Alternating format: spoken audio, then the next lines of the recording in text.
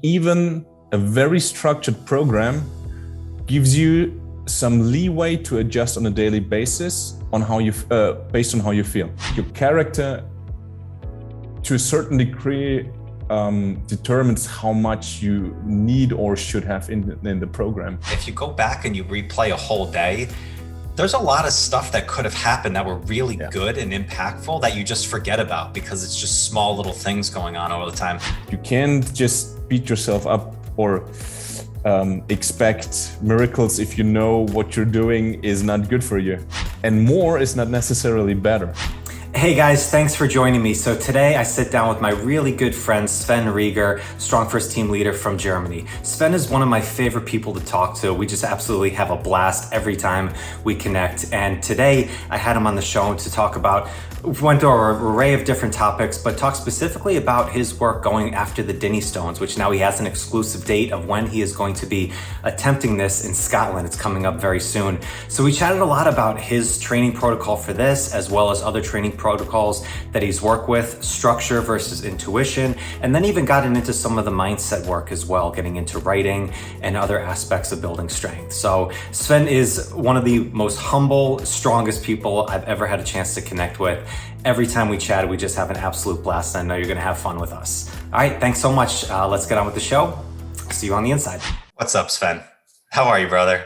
Very well, my friend. Back from a holiday, so relaxed, restored, and ready to rumble. Dude, I love it, man. Every time I talk to you, like, I can't help but just put a smile on my face. You're just always so much fun to talk to, and you're just always in a great mood. It's a blast to see you, man. I'm happy you're doing this. Same goes to you. It's always the company, right? Absolutely. That's it. Yeah. So where'd you go on holiday? Austria. Oh. So it actually was part of a surprise weekend of my birthday, which I didn't know anything about. My girlfriend planned that. We were for 4 days in a very small hotel in the mountains. It was perfect, like a little retreat. Oh, nice. Okay, and you didn't know anything about it? No. I thought that's awesome because there were a few hints, and I was like, yeah, she has something planned. We'll see about it. And I was thinking maybe going to visit my family and friends, but every time I asked her about that, she was a little bit evasive, and I was like, okay, maybe that's not what she has planned. Just let's see. And then on Friday, usually I start at 7 at the gym, have a class from till 8, and then just usual training stuff going on in the gym. And she came there as well, trained during my class, and afterwards she was like, okay, let's go. Oh, that's fun. I just looked at her, but wait, what? I have to work till 4. No, you're done. Let's go. No, you're done. Oh, that's awesome. Oh, beautiful. I great job, girlfriend. No idea. Yeah, she did that. That was crazy. Oh, nice. And what's Austria like right now? Is it cold? Is it like winter months, or is it pretty mild? It's getting warmer. So you have in the mountains, there's still some snow, but I think it's roughly what's in. So I can only give you Celsius. It's around 8 degrees during the day at the moment. So there's still some areas where you can go to ski, but it's getting less now. Oh, nice, man. But it's I mean, the weather was beautiful, clear blue skies, the mountain ranges, snow covered. Cool. Beautiful. And just getting away, right? I mean, that's just, it's been a couple years for so many people of just not going anywhere on it. So just to get away anywhere, that's awesome. You really enjoyed even more than before, probably. Oh, beautiful. Well, happy belated on it. So Thank you very much. I was busting on you earlier. Now you're in your mid-30s. You need more sleep of going in. Might be true. We'll see about that. We'll see. Yeah. Well, anyway. Well, another thing, congratulations on. I saw it recently on your social media, but you hit a big goal with your Dinnie Stones, right? You got the weight. You got the official weight down. So kind of checking off the next step, right? I had to pay a little bit with some skin and blood, but that's okay for now. Oh, what happened? So you know the hook grip, right? So where you interlace the thumb around the grip, basically, and then you grab with your fingers around the thumb to have a more secure grip. And I mean, I've been in contact with Jason Marshall and with John Otton, who lifted them before, and they say at one point you have to use the hook grip because it's not necessarily a matter of strength, to be honest. It's just a matter of one, grip strength, being able to hold on to the weight, and pain tolerance to some degree because it's just not comfortable. Oh, gosh. Okay.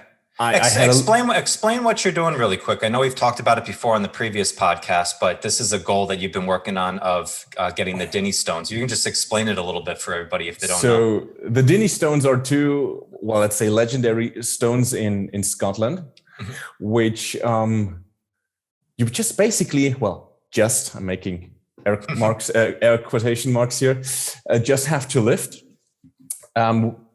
There are two different stones, two different weights and two different heights. So you straddle them basically. You stand over the bigger one and then you have to lift both simultaneously from like I said, it's different heights and different weights. So it's not just an ordinary deadlift. It's a little bit more complicated. And they have two rings, which you grab, which are,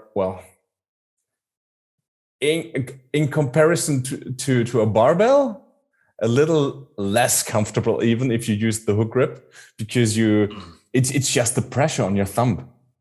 Okay. So, the Dinnie Stones, the name they got from Donald Dinnie, which was basically, I think somebody called him the first sporting superstar in Scotland who put out an enormous amount of records in different sports, like the Highland game competitions and whatnot.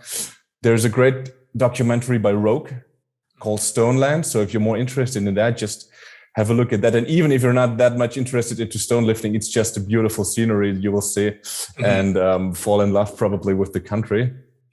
But there are different stones basically used by the clans to, basically a rite of passage for a boy to enter adulthood. Right. And the Dinnie Stones are one of the most famous ones, actually, because of the history with Donald Dinnie. And I don't know how many people each year are traveling to Scotland just to lift the Dinnie Stones. They were part of the Arnold Classics, actually, last weekend. Yes, I saw that. They had imitation stones, and there were some crazy records with the stones. I mean, I think the first woman who lifted them without straps. Wow. I think it was about 5 times her body weight. So she was, I think, 140 pounds, something like that. Oh my. So it's just, it's crazy. And there was one guy who carried them 25 feet something. I don't have the exact number, and it was even further than the marked spots they had on the floor for the record. So it's just crazy.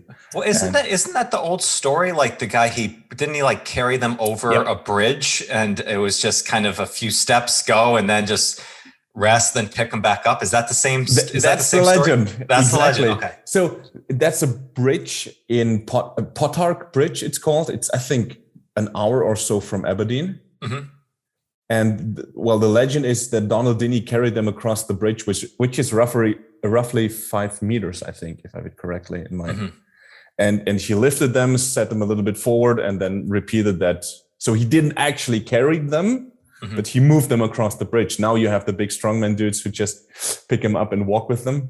Yeah, which is a different level of crazy. Yeah, but that's the original challenge, actually. And if you look at pictures from people who replicated that feat, I think the first, I might be wrong here, but I think the first person to replicate that feat after Donald Dinnie himself was Jack Shanks from Ireland. Okay. And if you look up his pictures, you wouldn't believe it. Really? Because I think he did it in with a tie. Wow. So it's just was it like just not a big guy? Like you just aesthetically, you wouldn't think like this guy is going to pick these stones up? If you see his picture, it's just unbelievable. Really? Just a regular guy You would not guess by his stature. I think he's probably around 80 kilos at that time. Wow. So, okay. and I mean, just for comparison's sake, the smallest stone has 145 kilos and the bigger stone has 188 kilos. So I think you've got to dress in a shirt and tie when you do this and you actually go for your attempt there just to. I'm for a kilt to make it authentic. Beautiful, beautiful. But I'm not sure about that yet. What made you want to do this goal? I know it's been something that you've looked at for a while, but what was it about this feat that really intrigued you? I mean, it first came into my mind when I watched the documentary, when I watched STONELAND.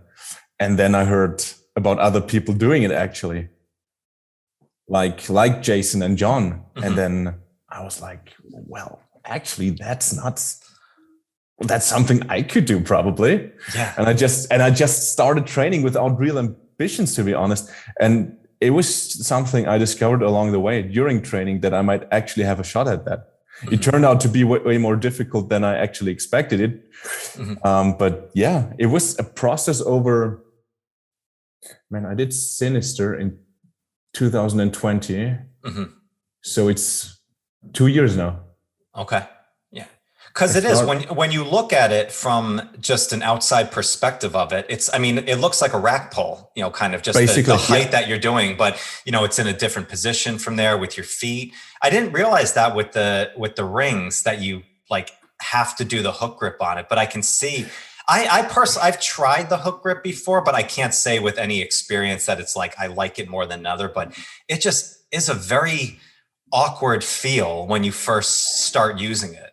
If you're not used to it, it's just awkward. Like you said, there is nothing comfortable about it. And you don't actually feel having a more secure grip on the weight. But the thing is, you don't actually have to if you just want to lift the weights. Mm-hmm. But what happened during the last few years is that people were trying to hold them the longest. So you have a world record of, I think, 38 seconds, maybe a little longer by now. I'm not sure. You can't just lift them. Someone's just got to try and push a little bit more. and that's my stupid brain. I read that only 6 people in the whole world held them for more than 30 seconds. And I'm like, why not give it a try? There we go. Put Germany on the map right there. We'll see. Okay. It's a very ambitious goal. Also lifting first, and then maybe about holding. Okay. But yeah. So this was another check mark on the list. You got the total weight on there. So, is your program going to change now or of like going closer? Do you have a time like when you want to now go attempt it? Have you kind of thought that far out? I have an attempt. You do? So I have a confirmed date. Let's put it out. It's July 19th. Okay. 4:30 at Potart. Is this an exclusive right here that we're getting? It's an exclusive. I told it a few friends, but it's basically. Oh, now it's out. Okay. Now it's out. That was the first goal. I don't think that I'm going to change the program considerably. Mm-hmm. The only issue right now is I still have a little cut on my hand. Mm-hmm. It's just some skin that got a little bit torn. Okay. Which is why I had to only use my left hand for the hook grip during the session before my vacation, where I lifted the actual weights of the Dinnie Stones. Mm-hmm. And that was a little bit too much for the skin on my thumb. So that's what's your program like that you're following for this? Like how you're training for it? Very simple. So basically I pull heavy once a week and lighter once a week. So Tuesday is my heavy pull day with the loading pins to imitate the Dinnie Stones. Friday is my lighter day. On Mondays and Thursday, I'm doing Zercher squats. Okay. Because I personally got quite a good transfer from those. One, you have the midsection activation. Mm-hmm. And it's also, so I do them a little bit more hip dominant. You have somewhat similar stance like when you pull the stones, somewhat similar, because you have to widen your stance a little bit so the Zercher squat, for those who do not know, you hold the barbell not on your back, but you have it placed in the crooks of your elbow in front of your body. So when you squat down, you have to open your legs, your knees a little bit, or well, not just a little bit, but enough so that your elbows and arms can go between the legs. And it has a huge carryover, not just into the deadlift, but also in the squat, especially if you're more a hip dominant back squatter. It's brutally effective. It's like my favorite squat, to be honest. And I know that you don't like squats very much. Yeah. But it's different. It's because you have the bar in such a weird position, the whole midsection gets a way bigger activation.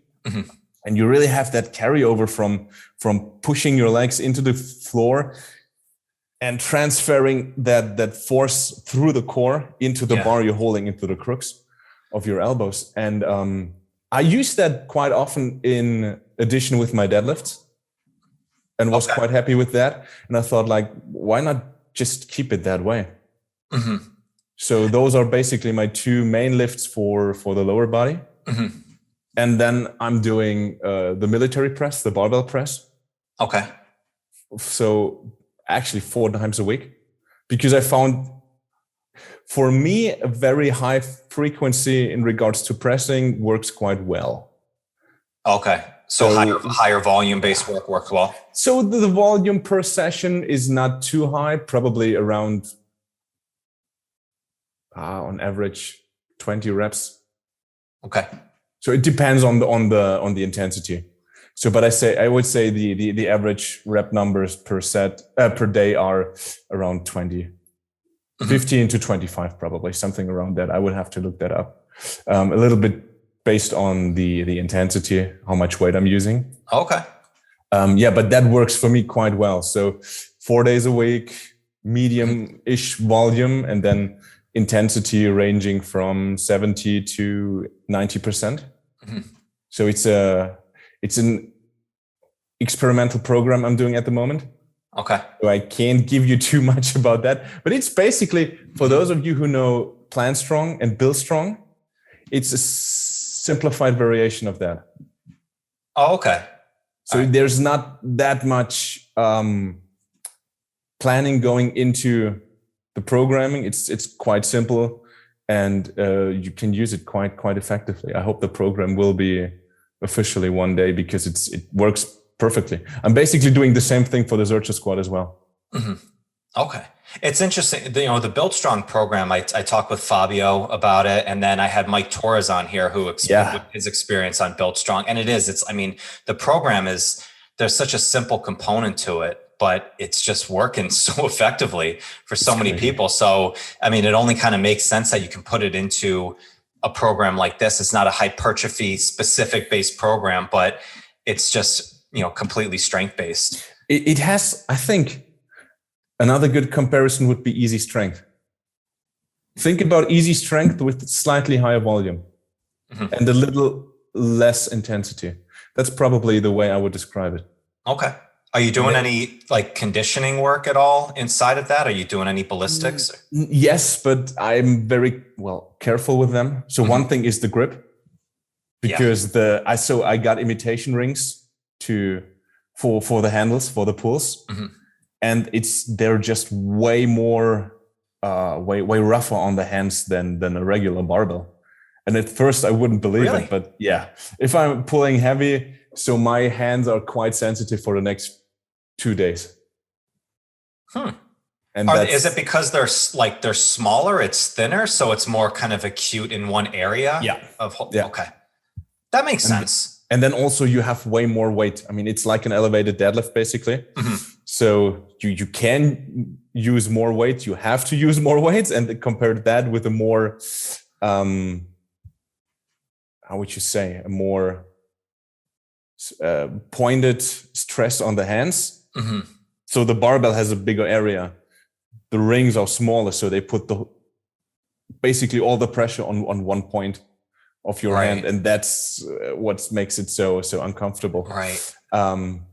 Because that's what I thought. Like, I thought like originally, like, okay, these are thinner, so it's probably going to be better for the grip because it's not as thick. But then as you mentioned, it's like, yeah, but the thinness of it, it's still 150 kilos you got in your hand. It's all down on one spot. It's not spread over the hand from there. So yeah, that totally makes sense. But my thinking was the exact same like yours. I was like, cool, smaller rings, easier to hold on to. And then you try it the first time, like, and you're like, what the hell's going on? Wow, that's funny. Oh, yeah, that was in general, that was an interesting transition because at first I just started doing elevated deadlifts, so the rack pulls, because you basically have to qualify to get a date for an attempt. Right.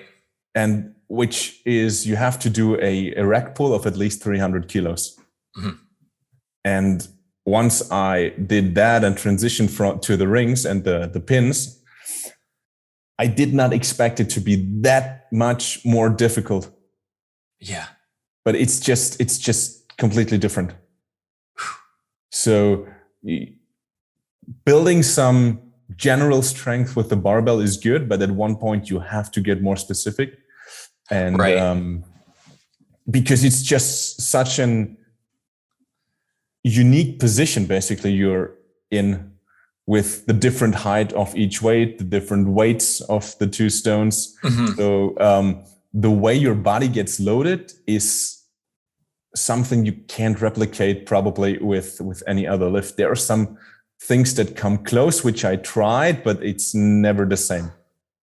Right. Well, yeah. And I mean, the barbell, there's a connection that's almost forced into it, right? You put two hands on the bar, like it's the bars working together, where this is two completely separate stones that are flying all over the place. So the stability is probably completely different from the barbell to going into that. And what's the name? What is the the deadlift where you actually do like spread your feet over it and like you hold the Jefferson Deadlift. That's the Jefferson Deadlift. Okay. Yeah. I was thinking Jefferson curl, which is different, from there with the back. Although I heard somebody tell me that it's actually not the right name, but I can't remember which name he gave me. Yeah, when Pavel Macek was on last time, I think we were talking about that. And what's the difference? But that's the Jefferson Deadlift, because it's kind of like that. I've seen, and I'm sure there is some carryover if you do it with a barbell, but it's still eventually you gotta change it up and work it. It's probably so different. I mean, when you move it's like for those of you who do kettlebell swings, it's like 2-arm swings and double swings. Yes. So if you do a 2-arm swing with 40 kilo, it's completely different when you take 220s. It's two different ways. They behave differently. Although it should be the same theoretically, it's not. That's a perfect analogy, right? It is. And double swings are one of those things that you don't see that many people do as a standalone exercise anymore. There's so much double clean and presses. There's so much, jerks, which I love, double work like that. But the double swing is an exercise in its own that is so powerful. That's the thing with the kettlebell. There's just so much you could do. Yeah. But depending on the training focus you're having, you probably should not. Yeah. Which is the thing in my head. So just keep on the go, keep everything in check. Don't go crazy with the program. Everything's working.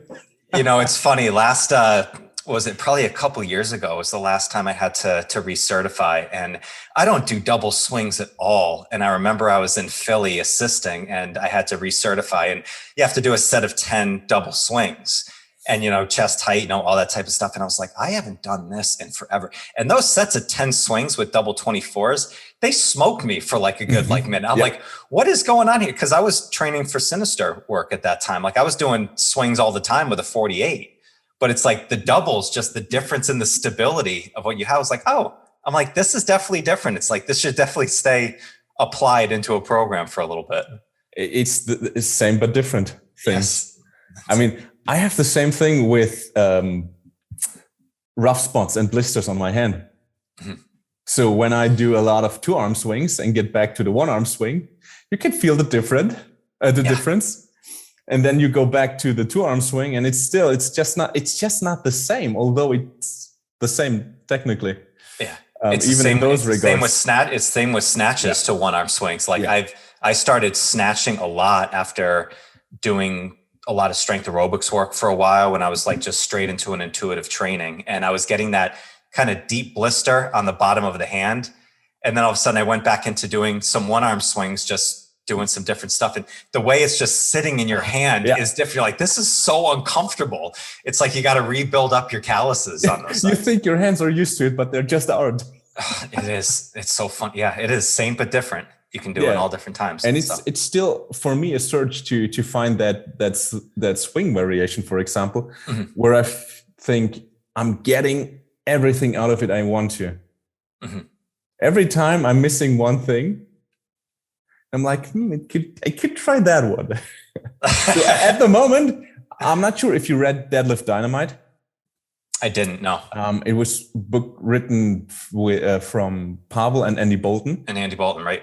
So it covers more than just the deadlift, but there's a little bit more focus on the deadlift and assistance exercises. And Jason Marshall actually was the photo model and demonstrating a lot of the stuff done there.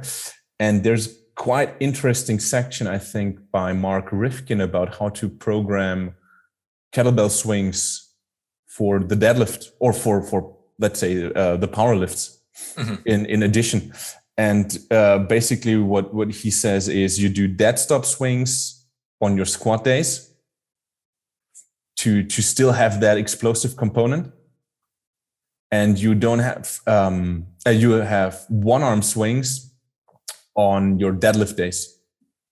Okay. So it's the same movement pattern basically, but while the deadlift gets heavier from week to week, and with that, the movement gets slower, you keep that explosiveness with the swings as a little contrast. Okay. And so and I like the unilateral pattern of that compared with the deadlift probably really matches well. You have the grip, you have the lat activation, which will help you so much in the deadlift as well. And yeah, I mean, I love the dead stop swing for cleaning up your setup, for staying patient with not moving the hip too early once you initiate the hike. And at the moment, I'm thinking about adding the double swing. Okay. Maybe even with uneven weights, just to replicate a little bit of what the Dinnie Stones need. I need to do for the Dinnie Stones. Right. Huh. So that's interesting. Yeah. So are you with your work, are you changing your foot position at all? Like, are you kind of going back and forth, like right foot forward and back, or are you kind of just keeping it in one solid position when you're doing training for that? You mean for the Dinnie Stones? For the Dinnie Stones. Actually, I'm trying both sides. You are trying both. Okay. Because I feel that's the weird thing. So my right hand is stronger than my left. Okay. But if I want to hold the big stone, the heavy stone with my right hand, I have to put my left leg in front, which as a stance is not stable, not as stable as the other way around. So I feel more stable with my left hand on the heavier weight, but there my grip is not as strong. So it's a little bit give and take at the moment. Although with the hook grip in training, it worked. So theoretically, that should be no issue. Gotcha. If I want to see how long I can hold the stones, it might not be the best strategy, but for lifting them, probably it could turn out that I'm using my strong, not my stronger grip.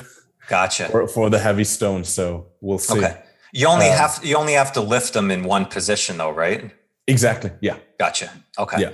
So you're kind of thinking like train both of them and then when you go up there, like whatever's kind of feeling the most rock solid, that's kind of going to be the way to go. And just to be on the safe side, I mean, I could tear my hand like I have now, and then I can't use the right hand on the heavy stone because the ring just cuts too much into the flesh, and I could have no choice. Oh, that's you'll never know. It's just being prepared for you train for everything. This is training for life right here. So, this is awesome. Oh, this is going to be so cool. I'm so excited to see you pull on it. Me too. A friend of mine asked me to do a live stream.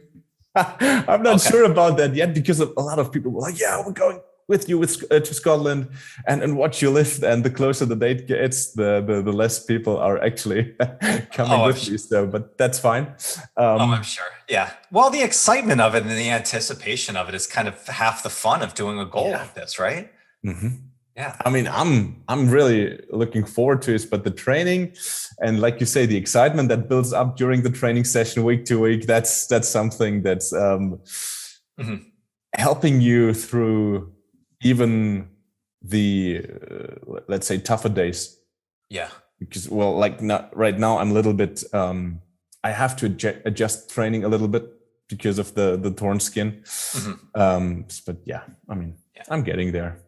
I'm sure. Yeah. Well, it's cool because I've talked a lot with people on the intuitive side of training, where it's almost like training on a day by day, seeing how you feel. And then there's the other side when you have a very specific thing on a very specific date, to go for it. And I think that it's such a good thing of having both, in your arsenal. It's like to have that specific goal down of like, okay, on this date, I'm going to be here, because it does bring you out on those days when it's like, okay, like my thumb's torn. Okay, well, I got to figure something else out. Like, I'll keep training and kind of keep working it. And then you look back and you see those things of the journey took a lot of different turns and, a lot of detours that you take from that. And then there's the other side. It's like, okay, you go more intuitive for a bit. It's like, okay, maybe you train and just enjoy doing different stuff. That might be something that you do afterwards, I'm sure, of kind of take a break from the specific goal and kind of go into that. And it's like, it's always good to talk about both sides, because I think that's where it's not one is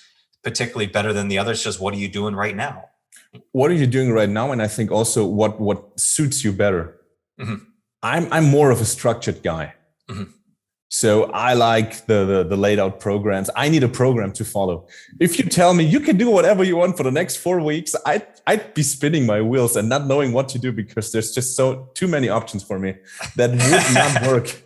I mean, I would need at least some guidelines. Just like, okay, you know what? Pick from those variations. Yeah. Whatever you want to do from those. Have you seen Brett's stuff at all with Iron Cardio and what he's like put out with that? Yeah. Yeah. That stuff is like, that's such a great another avenue, like the intuitive side of it. Of like, it gives you kind of the playing field that you can stay on, like stay within these boundaries, but inside of it, play a little bit, like go on. Like I've talked before, like, for the last 6-7 months before I started doing SFL training, I was just doing that. It was like an everyday type approach of roll the dice. Okay, I'm feeling good. Let's see how much volume I'm doing today. All right, I'm doing a heavy day. Okay, I'm going to grab the heavier bell or the lighter bell. And it's a very fun way to train, because there's like an organized chaos to it. Yeah. And a few things come actually to my mind here. So one is, I think even a very structured program gives you some leeway to adjust on a daily basis on how you based on how you feel. So even something like, let's say, Plan Strong, where you plan 4, 8, or sometimes 12 weeks in advance, with every session set, the exact amount of repetitions you do with the exact percentage of the weight. Even programs like that give you a little leeway based on your feeling on a given day, because there might just be some off days where you don't actually feel like you're going to make the scheduled lifts, for example. So I think that is something very, very important. And then also Brett said something like having purposefully light training days. Yes. Just moving for the sake of moving. That is something people probably some people need to relearn again, depending on what kind of training they were used to, because it's good to have a specific goal. But I mean, you also talked to Dan John, right? And he also says you have two big, well, he calls it, I think, the bus bench and the park bench workouts. So bus bench is where you just go in, punch the clock and train. And then you have the bus bench, where everything has to be on time. And if the bus is running a minute late, you're getting panicked because it's not the way it's supposed to be.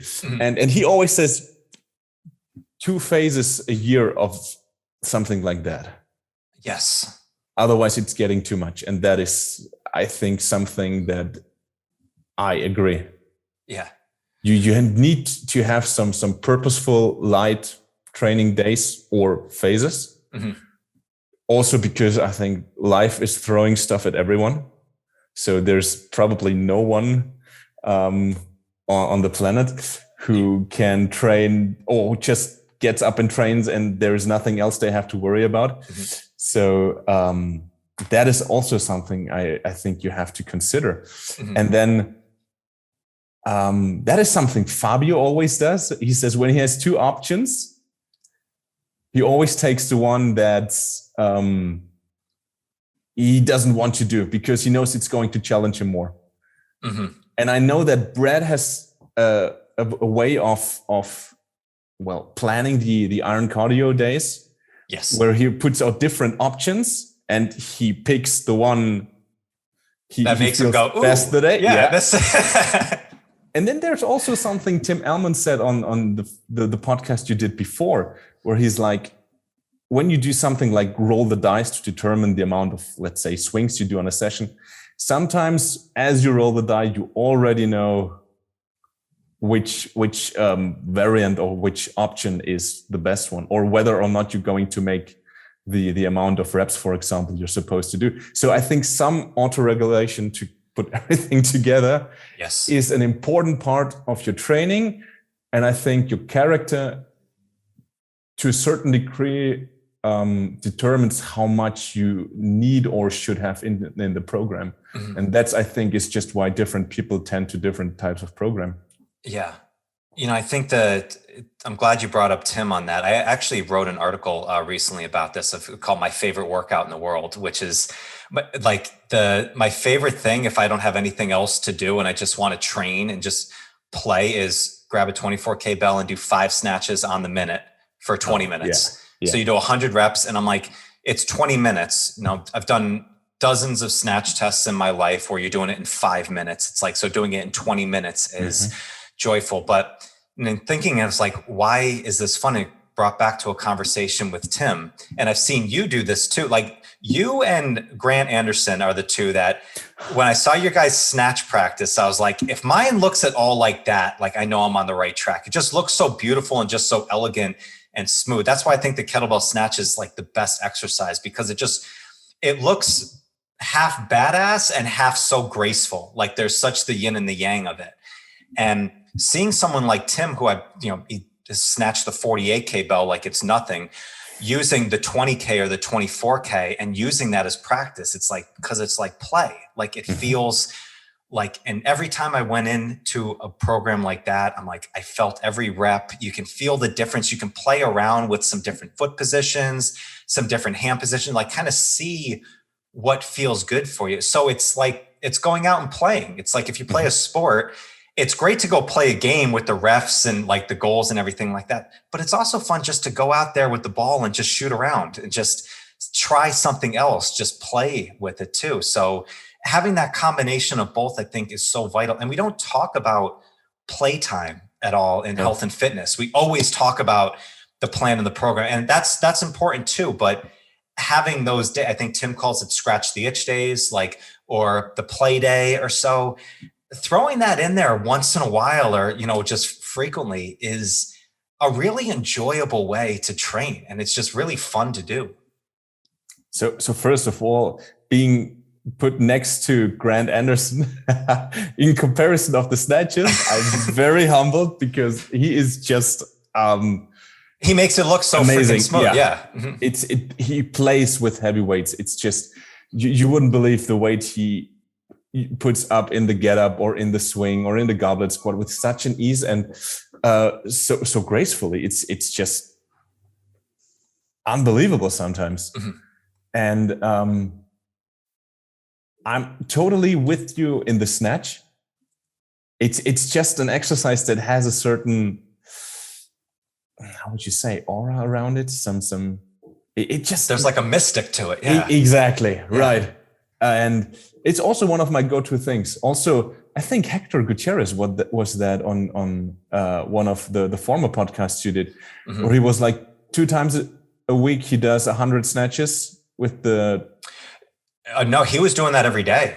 Was it every day? 10 sets of 10 reps. He was doing he was doing daily, just 100 snatches a day. Was it daily? It was just 100 snatches a day. And he would just most of the time he was using just a 24K bell. And I think one of the ones he really enjoyed was like 10 sets of 10. In between, he was doing just kind of like a lap around. Yeah, exactly. I remember that part. Yeah. And, focus on his, breathing, just slow, nose breathing during the time. And because I think it's one of those, I think Brett mentioned it's a great plan when you have no plan to do. And I think, and Hector's was a great example of doing that for a bit. Now I think he's back to his deadlift work that he's doing. Oh, there are many great examples and many examples of situations where people get that wrong. I think a lot of people in the beginning thought Simple and Sinister, the training program, would be the test. So every session they did the 100 swings in 5 minutes and got completely thrashed and were like, the program isn't working as it's supposed to be. And I'm like, no, wait, you got it wrong. That's just the test. You don't do that every session. The training looks completely different. Yes. And most of them think like, oh, no, that's too easy. And they don't want to believe me, but it takes some time for them to figure it out for themselves, because sometimes you just can talk to somebody all day long and they won't listen until they themselves really experience it, what you were talking or trying to tell them. Yeah. I remember. Do you remember when the movie 300 came out and it was the 300 workout that they did? Yeah, it was great. Mark Twight put it out and it was like a test, right? It was 300 reps and you had to do like 25 pull-ups and then, I think push-ups and clean and press. I mean, there was a bunch of stuff in there. I'm forgetting the protocol of it, but it was like presses, pull-ups, the windshield wipers with the barbell. Yes, with the windshield. Yeah. And it was for time. Yeah. And I'm guilty of doing that as a training program 3 times a week. I am. So I was one of those. I'm like, okay, like you want to look like Leonidas out there. This is all you got to do. And you started doing that. And all of a sudden everybody started doing it every day. And I think Mark Twight came out and was like, hey, dumbasses, like that's a test. Like we did that like twice, like in between they were doing like straight training, like, different progressions, progressive overload and stuff. But it was all of a sudden everybody around the country just started doing this as the workout to do. And I had my old notebook of like every time I did it, I was probably doing such bullshit, like partial reps on stuff too. But I'm happy that there are no videos of the pull-ups I did. Yeah, I did the same. It was like short, like, it was awful. But then, everybody, we can take a great idea and just, make it shittier, from there. But, it is. And, Sinister, when you trained for Sinister, I know it was like, 2 years ago, now recently that. Yeah, that was 2 years ago. That you crushed that out. So what did you follow a specific plan for that? Were you just doing more of a timeless protocol? Or? I started basically with the standard progression laid out in the first edition of the book, not the revised one. And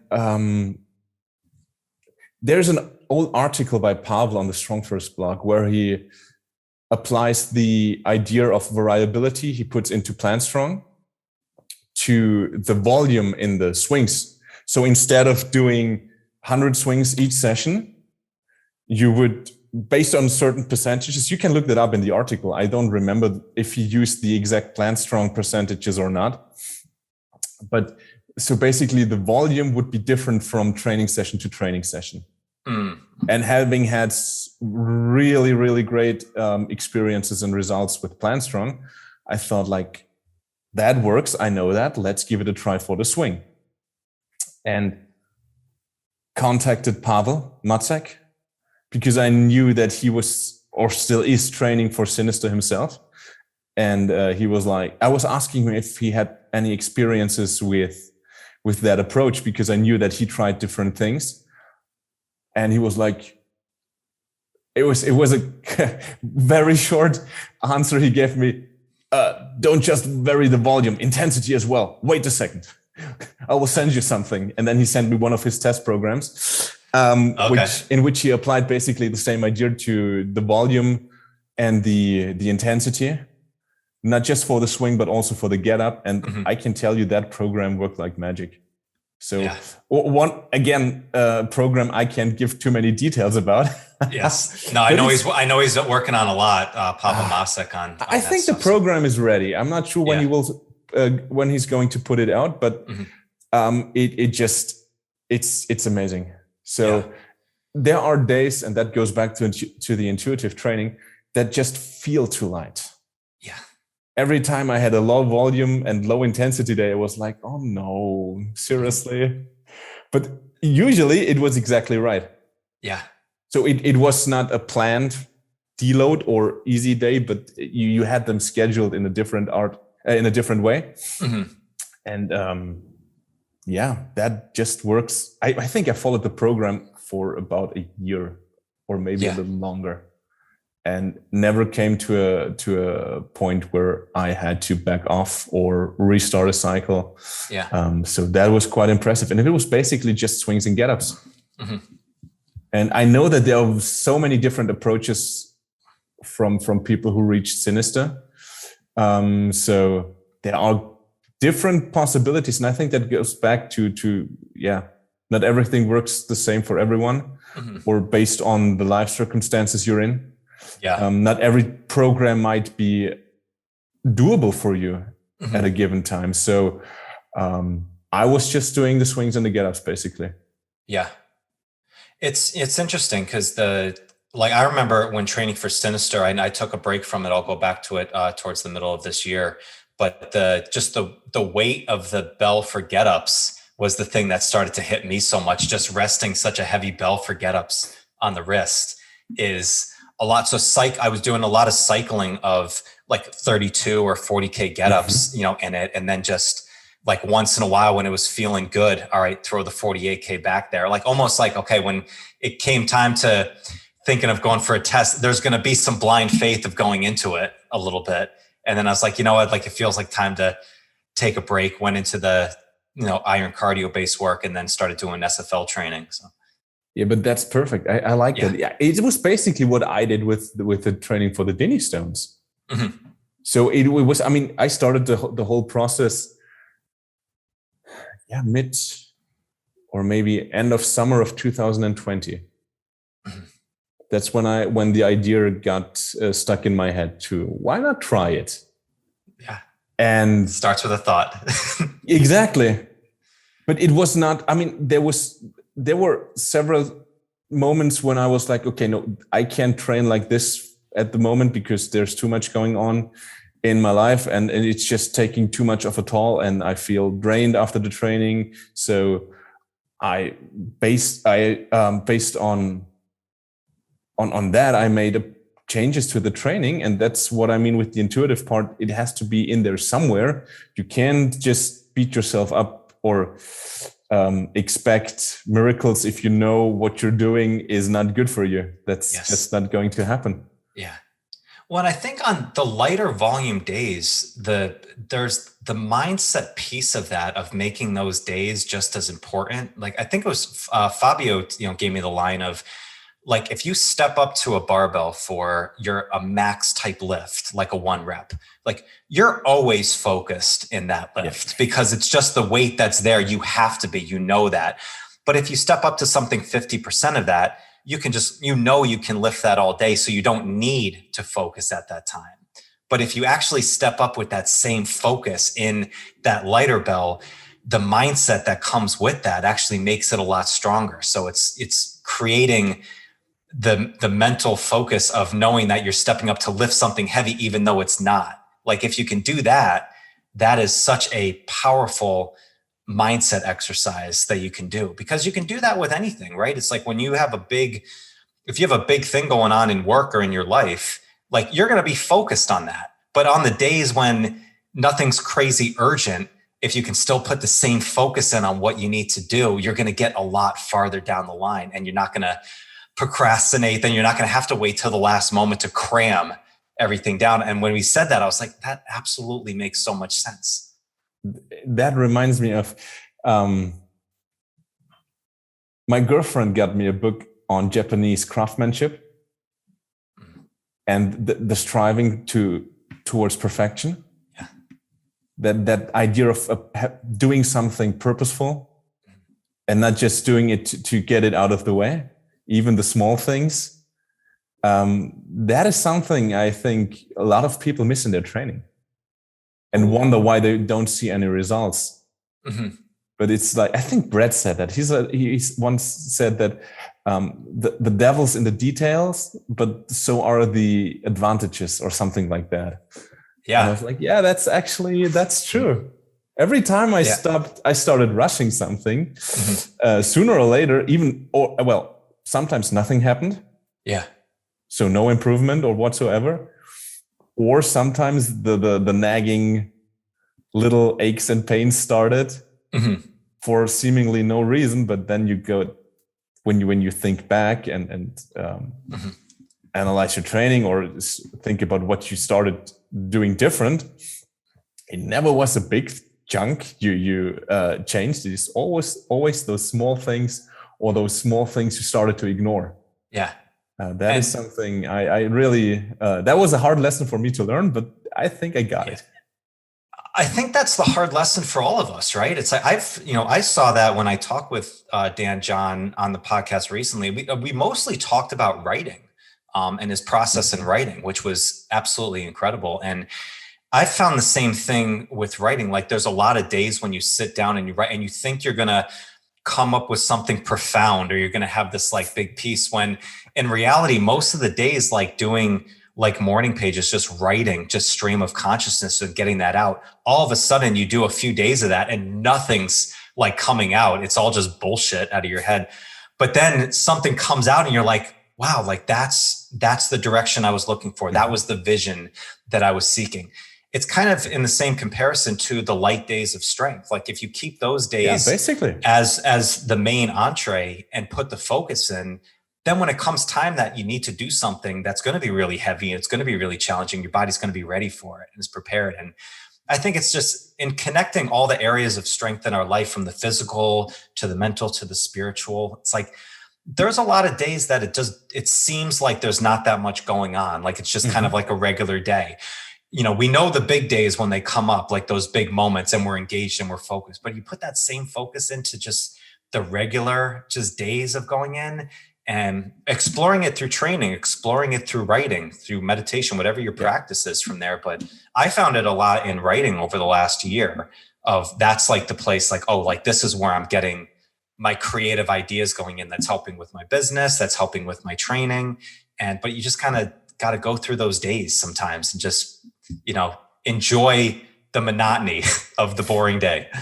Do you know Stephen Pressfield? Oh yeah. He wrote The Art of War. And so he has also some fiction books about the War of Art. The War of Art. And yes. He has also Gates of Fire. Yes. Which is about the Peloponnesian War and the 300 Spartans. And he is saying about, I think it's not his saying, I think he's quoting someone else too. Don't get me wrong here, but he always talks about the muse. Yes. And people waiting for the muse. And he's like, yeah, but luckily every morning, 9 o'clock sharp, when he sits there and he starts writing, the muse is there. And he's using that basically just to make people, to get to people that it's just be disciplined, do the things. Yeah. Not every day will be great, but no matter what, you have to go through them. Yeah.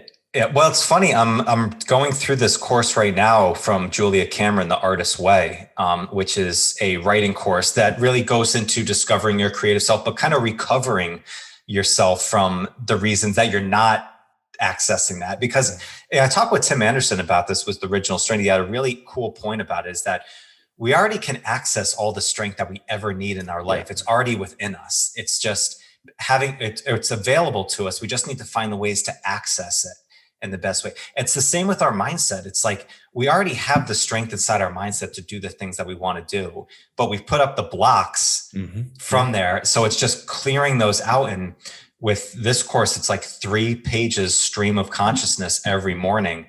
And I just got to the point where she said, yeah, about 1.5 pages is usually that spot when you start to really clear stuff out. And I'm like, holy shit, every morning, the first page of writing, I feel like this is such crap. Like there's nothing that's going on. I'm just writing down thoughts. And all of a sudden, about that 1.5 pages, things open up and they get there. And it's kind of the same with training. Those light days, all of a sudden you get through halfway through the workout and it's like, oh, that feels the best. Okay, I can build upon that. It's something you have to learn to appreciate, I think. And that's so hard for a lot of people. Yeah. Because it's the process. And you don't see the immediate results, and it's a thing of patience, sticking to something, and like you said, even if it's the riding, sticking to a process of doing something for long enough to see its actual benefits, the value it's providing you. And sometimes, how would you say that? Maybe you don't see a value every day by doing it, but you would see a negative impact by stop doing it. So even if there is no improvement, to keep going forward in the future, even if you don't have the impression of making any progress right now, you just have to go through the same things and be patient enough, do them long enough, because eventually they will pay off. And I think it's like, yeah, we could go back to training here again, but still, I think it's something you just have to be disciplined enough to endure, basically. Yeah. That's a good point. I never thought of it that way. It's like, yeah, maybe you're not feeling the value, because we want to feel the big values right away, right? It's like we know it's incremental steps. We all know that, that's not a brand new term, but an incremental step doesn't sound very fun. No. It's like, but you can feel when you don't do it, and you feel the negative of it. And like, a worse feeling than progressing forward very slowly is feeling like you're moving backward. Yeah. And that feels, maybe even if it's not that big of a step each day, but it feels bigger, yes. the regression, it hits you harder. No doubt. And, but to get awareness of that, I like, do you know John Danaher? He's one of the top Brazilian jiu-jitsu coaches out there. I've heard of him, yeah. And he had a amazing interview with, what's the guy from London Real? Brian Rose? Yes, I know London Real. It used to be a really big podcast. I think the focus shifted slightly, but he has an amazing interview with him out there where he starts talking about Kaizen. So the way of daily improvement, I think. I'm not sure what's the exact translation is, but he is also a big proponent of something like a morning journal, or a journal in general, where you write down what you did on a given day, how it got you closer to your goal, and what you're supposed to do the next day to get further ahead there. He was like, you have to make yourself aware of what you actually want to do, and what you need to do to reach that point. Because he says, and that's true, it's so easy to let a day slip by. Yeah. And at the end, you're sitting there and thinking like, what the hell did I do today? And it's too easy to let those days accumulate. And you need to make an actual effort to work against that. Yes. Because I mean, everybody knows how quickly a week is gone. Everybody knows how quickly a month is gone.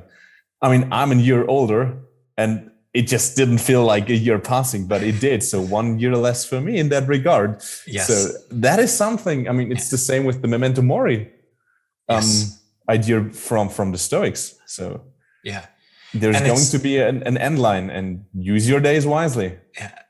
And when you do that too, you realize if you go back and you replay a whole day, there's a lot of stuff that could have happened that were really good and impactful that you just forget about, because it's just small little things going on all the time. I've followed and gotten close with Brian Grasso for a long time with his Partners program, and his book, The Audacity of Success, he has one of that as the rules to follow the Kaizen path, which is the incremental steps forward. Improvements, Yeah, and he does a thing each night of counting your wins, where you step back and you count all the wins for the day. And it might even be, I woke up 2 minutes before I hit the snooze. It's like those little things that you start going, and actually you start to change your mindset over and how your brain works, where you start to see the good things that are going on throughout the day, and you list it. And I started doing this of like, you go into the day and you can go into the day, oh, nothing big happened. Training was okay. Oh, I didn't really build my business. I didn't like, make any big moves, but you actually go back and you fine tune, like you comb through your day with a fine tooth comb and you realize how many good things happen. Oh, I actually talked to my friend today I haven't talked to in a while and actually just had a great conversation. I just gave a compliment to somebody out. Like those little things, it doesn't seem like it's much, but they compound so much over time to do it. So, carrying this all the way back into training, like, picking up the light weight that you can just play around with all day, but you really focus and you drove your feet into the ground. You got that good hip snap. It was nice flow overhead, all that type of work. It all counts. It's all good stuff. It all counts. Exactly. Yeah. And I think Geoff Newport says that in the Kettlebell Strong online course, where he's like, when you're practicing, the weight should be light enough so that you don't have to focus on the weight, but you're actually able to focus on the movement or what you want to do.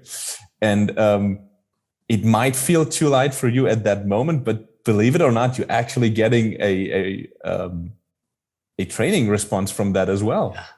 I think that's also a big part in training that a lot of people sometimes miss, is that to get an adaptation, you just have to cross a certain threshold, cross a certain minimum. And more is not necessarily better. Yes. That's also, I think, one of the big lessons I learned during the last few years in training.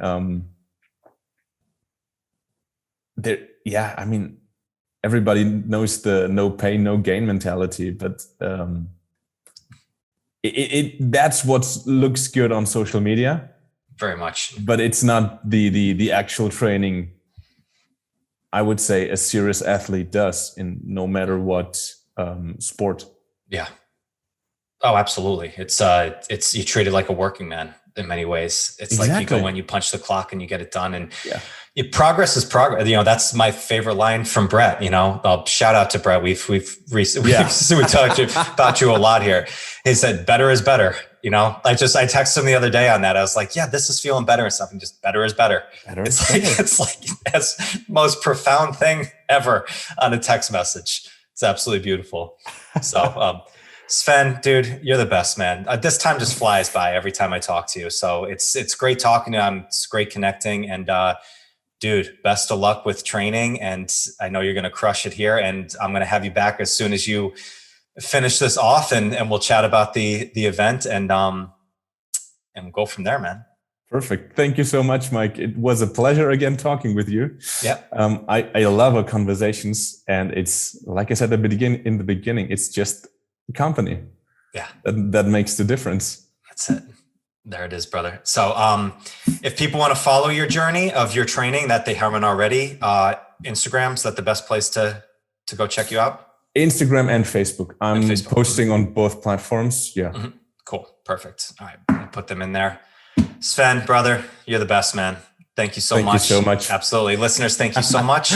And catch you on the next one. Peace. Thank you so much for joining me today. If you like the show, please give it a 5-star review, give it a thumbs up, all that good stuff. And if you want to get the inside scoop on all new episodes coming up, behind the scenes insights, and free training resources, then you can join the Strength Connection private Facebook group now. Just go to Facebook groups, type in the Strength Connection, and join in. Also, don't forget to subscribe. See you soon.